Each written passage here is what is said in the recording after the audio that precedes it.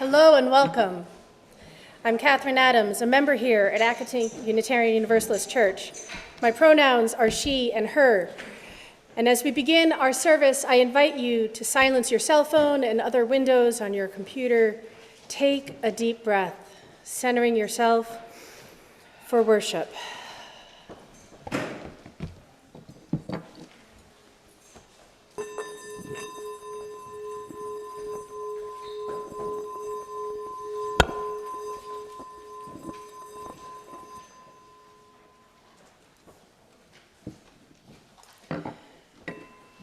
We open in welcome of the ancestral peoples of this land, acknowledging that our church, like all of Burke, rests on the unceded territory of the Manahoic tribe of the Great Sioux Nation. We seek healing with the realization of justice with the people of this land who live on in their descendants. And the present-day members of the Monacan Indian Nation, the Potawatomi Indian Tribe of Virginia, and the Piscataway Indian Nation. We honor the ancestors as we move toward healing so that all together may one day know justice. Welcome to Accotink Unitarian Universalist Church. I'm Warren McLean. I'm your worship associate this morning. My pronouns are he and him. I hope you have a name tag or have put your name on the Zoom name tag. If you need help with that, let us know and we'll help you. If you aren't new to Accotink, look around. You might see somebody that you haven't seen for a while and they like you and they'd like to meet you, so reach out. Let us be the welcoming congregation that we're supposed to be and look around. Newcomers are in a state of transition and they are looking for somebody to come up and talk. So please welcome any newcomers that we have. Whether you're a longtime member or a newcomer, please stay for our social hour after the service and another chance to meet and greet and talk to each other. It is such a delight to be with you today, and as we light our chalice, please join in reciting these words from our mission statement. Together we care in community, together we grow in spirit, and together we act for justice. Good morning. Gosh, I cannot believe we are on our final Sunday in July. And it has been super hot, right? Yesterday, I decided to go for a walk on the trails behind my house. It's Hatch's Trail. And I thought, let me just try. It was 3 o'clock.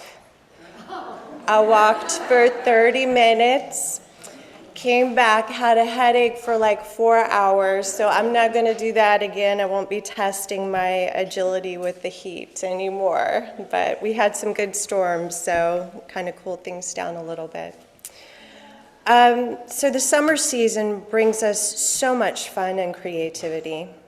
When I found out the theme for today from Reverend Kathryn, I felt so much joy because the words delight, curiosity, and covenant encapsulate so much of summer and our ability to connect with the world around us and each other.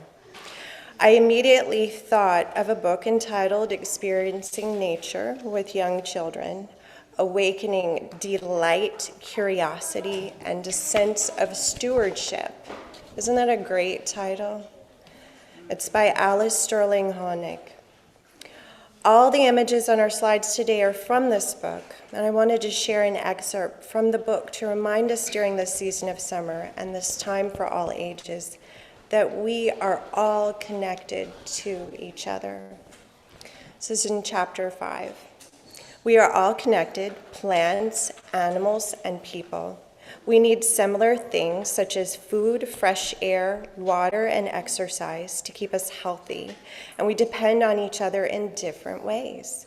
When children experience the links between themselves and the world around them, through caring for pets, tending a garden, reading stories about nature and the environment, they begin to develop a passion for helping nature thrive.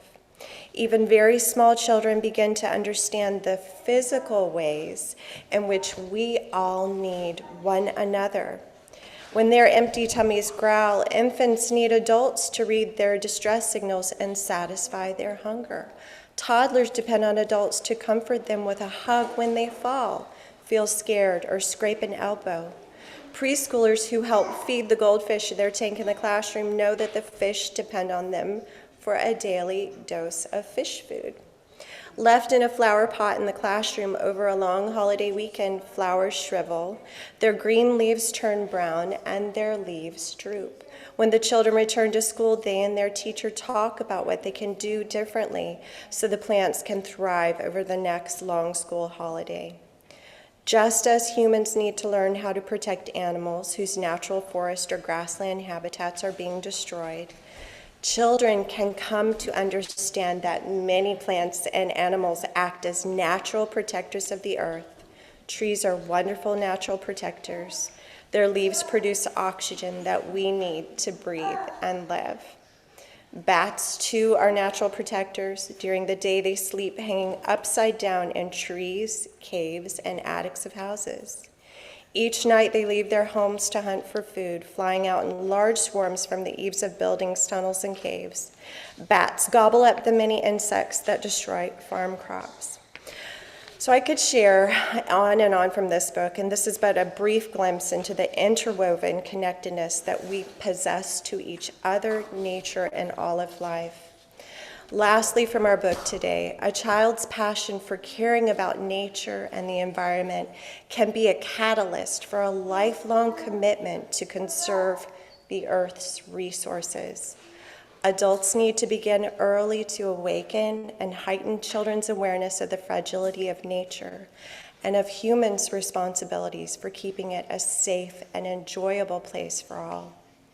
I'd like to share one more thing that I researched this last week because I'm covered in mosquito bites from enjoying the outdoors during dusk and my 5-mile midday bike ride through Burke Lake with Michelle Anderson last week. Mosquitoes are often considered nuisance insects due to their irritating bites and ability to carry many diseases. Despite this, they play an important role in many ecosystems. They provide food for many animals, including birds, bats, and fish. They can also act as pollinators, which help plants grow and reproduce. They've been around for millions of years and have become integral to how many ecosystems work. If they suddenly disappeared, it could have a ripple effect throughout the food chain, potentially leading to the extinction of other species. Yes, I just might have Googled what would happen if mosquitoes became extinct. But, okay, now I know there's purpose and connectedness, even with mosquitoes. Thank you all so much.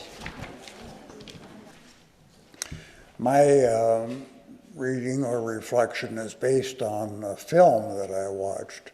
It's called Lunana, A Yak in the Classroom. What I am talking about today, much of it, I've taken it from a film review by Frederick and Marianne Brusset in their website, Spirituality and Practice. Lunana, The Yak in the Classroom, is a transformative film set in Bhutan, which is in the mountainous eastern Himalayas between China on the north and India on the south. The storyline, which represents a true story, is based on a young man, a 20-something by the name of Ogden Dorji. He's a teacher. He's gone through 3 or 4 years of training But like many of his peers, he's more entranced by the Western culture and media and what he can see on his phone. And what he wants to do, his dream is to go to Australia and be a professional singer. His supervisor's response to this is saying, you don't have an altitude problem, you have an attitude problem. So I'm going to send you to Lunana. Lunana is the most remote school in the world. It's located 11,000 feet up in the mountains. So he sets out on a journey. He has to go. It's by foot with horses, and they go 6 days up into the mountains. And he's exhausted, he's tired. He's met by the village chief and all 56, that's the population of Luna, all 56 come down to greet him. But he feels isolated. He's shocked to find out that his living spaces are very Spartan. He has no water, he has no electricity.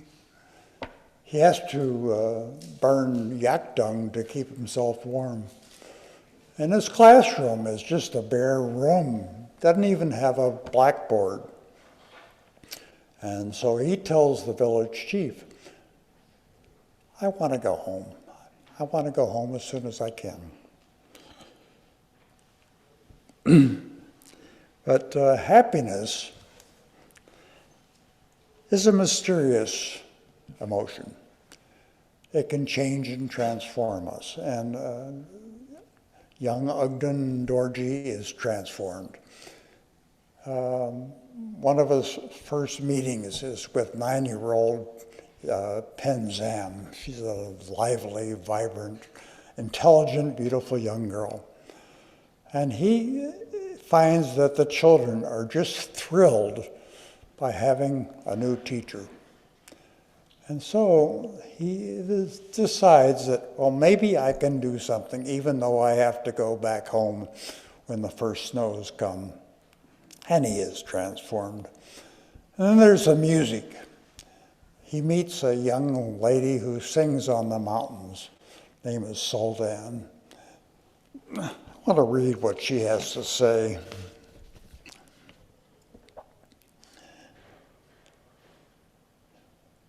Her song is an offering. It's a song I offer to all beings, to all people, to the animals, the gods, to all the spirits in our valley.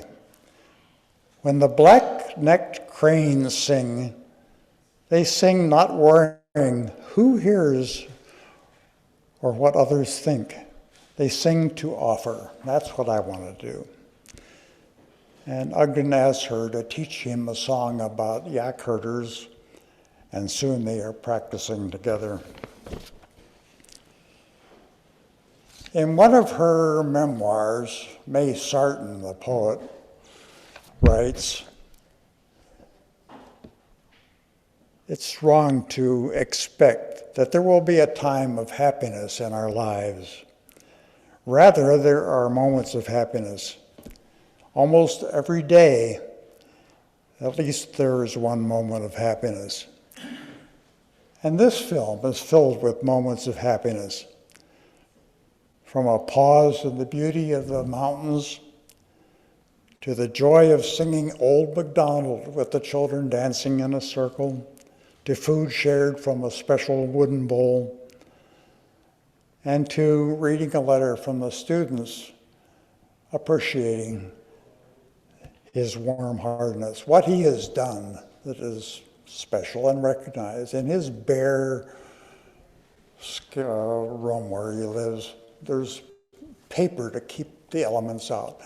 And the children have run out of writing paper. And he takes the paper that's protecting him and he brings it to the class and he shares it with the children so they can write down and do their lessons. What would it be like if we measured success by gross national happiness? Would we have so many teen suicides? Would we have so many mass shootings? Would we have so much police brutality? Would we respect teachers like they deserve to be respected and pay them what they deserve? So how can we better care for each other with love and compassion? Maybe if we lived in gratitude instead of complaining. We're earthlings on a beautiful blue planet in a universe. We may be alone, so we should live with gratitude. I'd like to finish with a poem by Mary Oliver. It's called Wild Geese. You don't have to be good. You don't have to walk on your knees for 100 miles through the desert repenting. You only have to let the soft animal of your body love what it loves.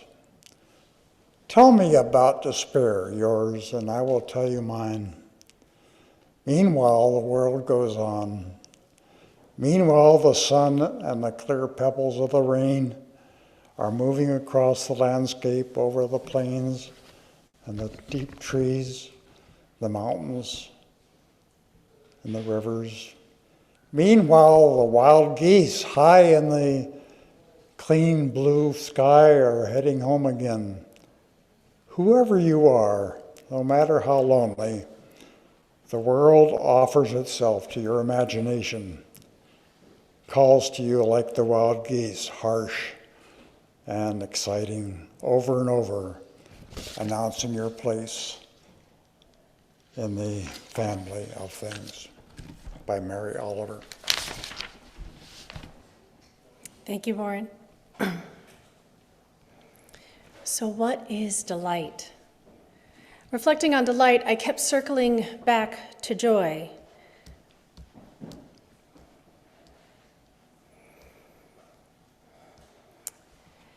And I wonder if that resonates with our intuitive experience or the experiences that Warren just lifted up from the movie he was sharing.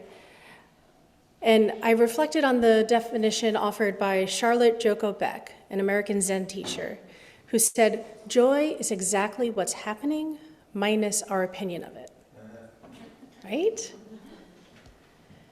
Let's take a breath and explore what comes up for us when we think of delight.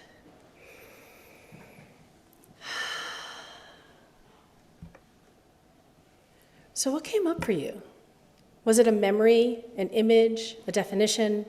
Was it something grounded in a specific moment with deep presence? Was there a powerful connection to others? Did I just lose the mic? Okay. Was there a powerful connection to others, loved ones, or even a community and issues that are important to you?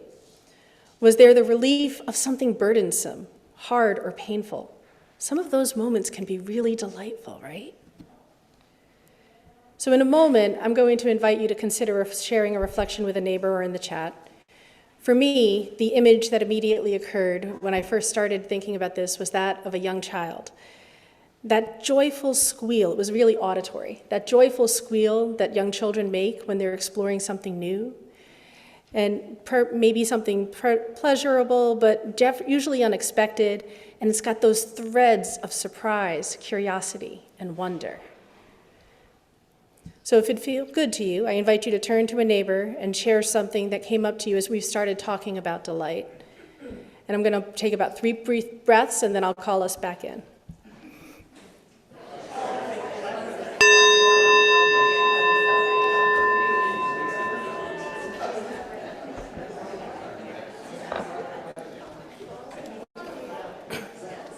So today, part of my inspiration was the work of Ross Gay.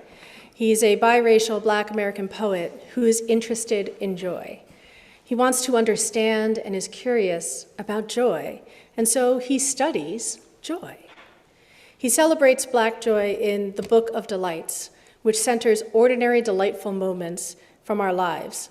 There are some adultish delights, so share what's right for you and your family. In September, there'll be a new book coming out, the Book of More Delights, that'll be published. And the Book of Delights is composed of short essays collected from things that delighted Ross for over a year. A year of writing an essay on delight most days. He surely had a definition, right? No. Actually, even after a year of writing about delight every day for a year, he didn't come up with a definition. He offered a beautiful poetic image in an interview with This American Life that left me with a deeper understanding than a definition. Delight is like butterflies, flying around and landing on the thing that is joy. Isn't that beautiful?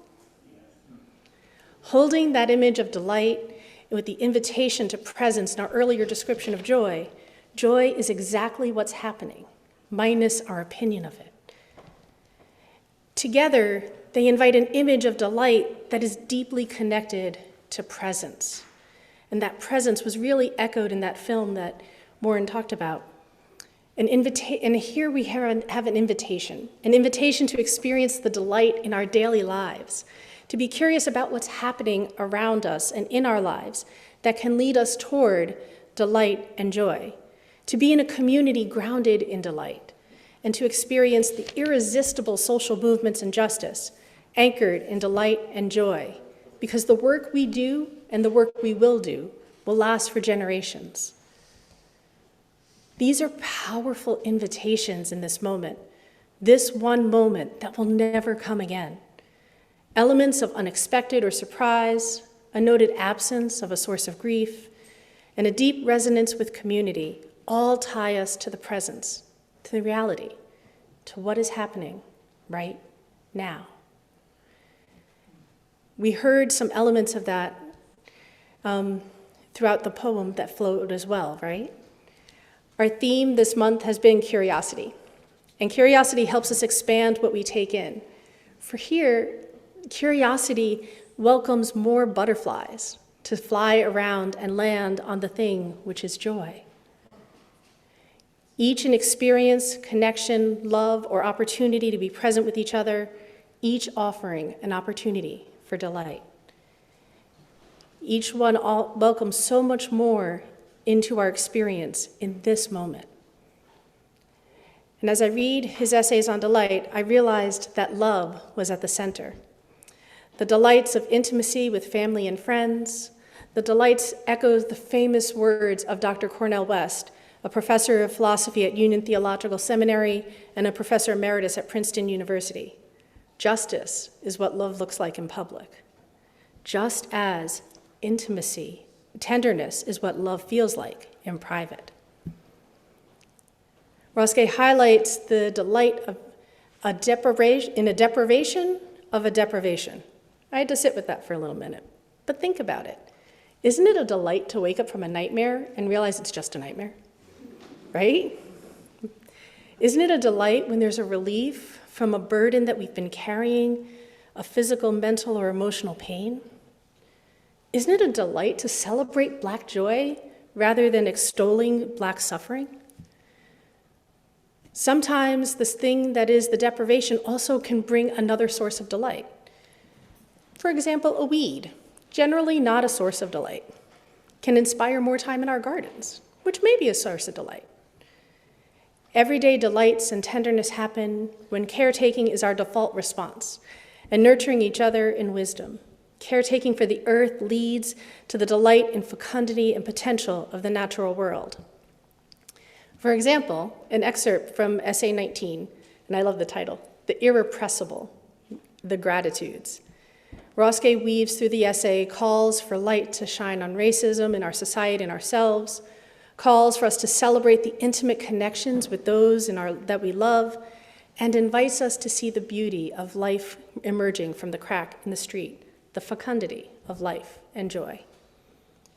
Quote, I'm actually talking about this amaranth plant that I see growing through the thumb-thick cracks in the asphalt beneath the chain link fence, with 3 strands of barbed wire strung on top of that. Just in case, I guess.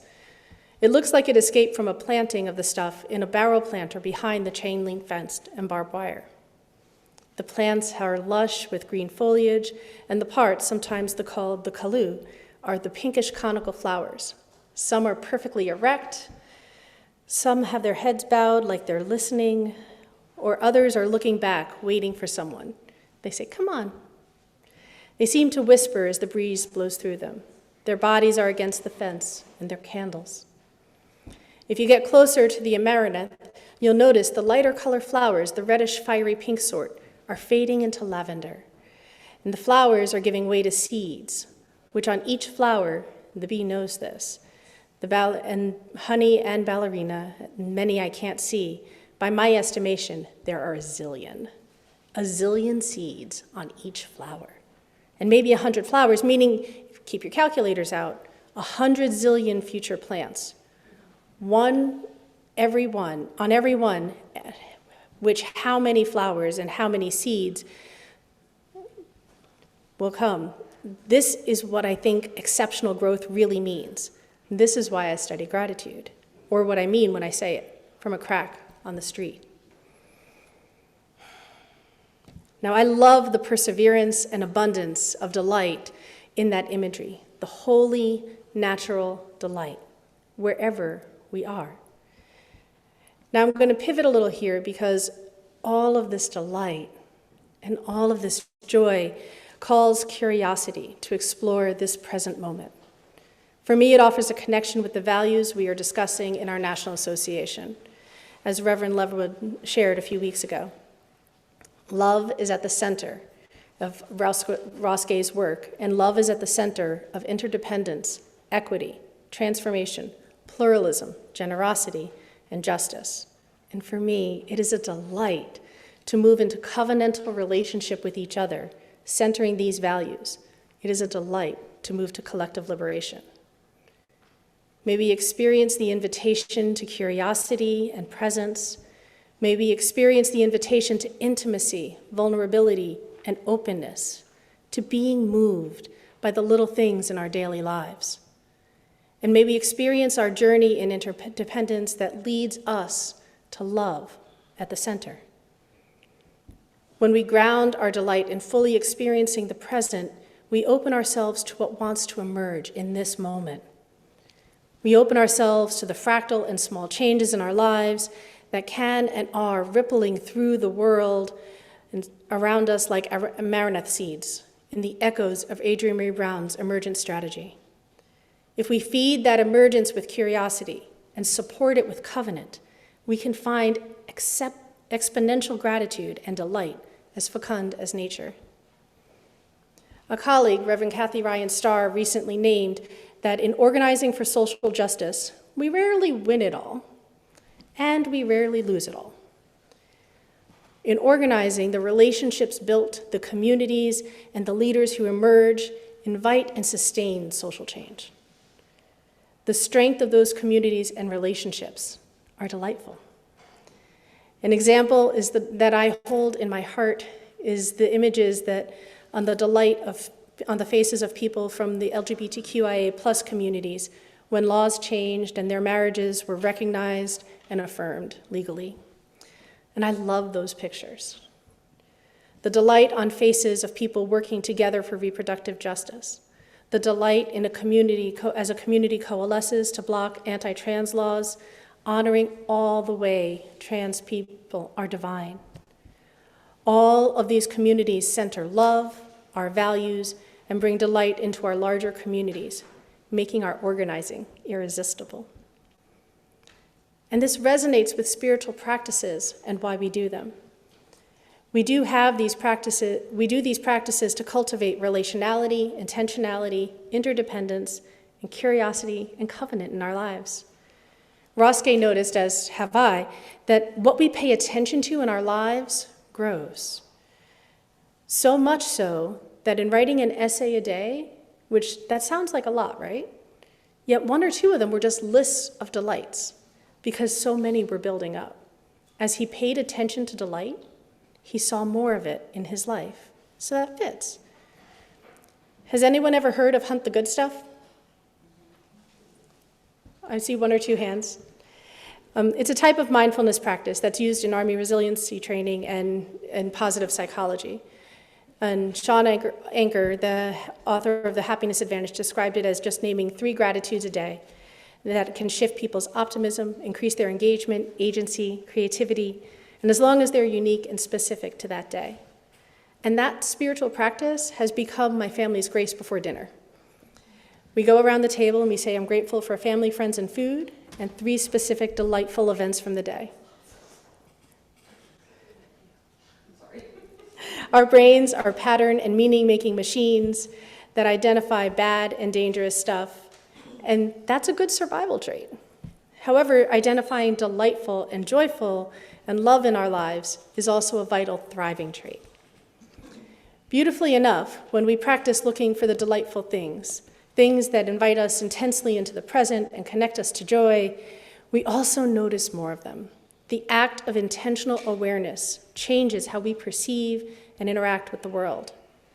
That deep engagement of simultaneously growing our awareness for the good stuff and delight will help us stay grounded in the joy of collective liberation.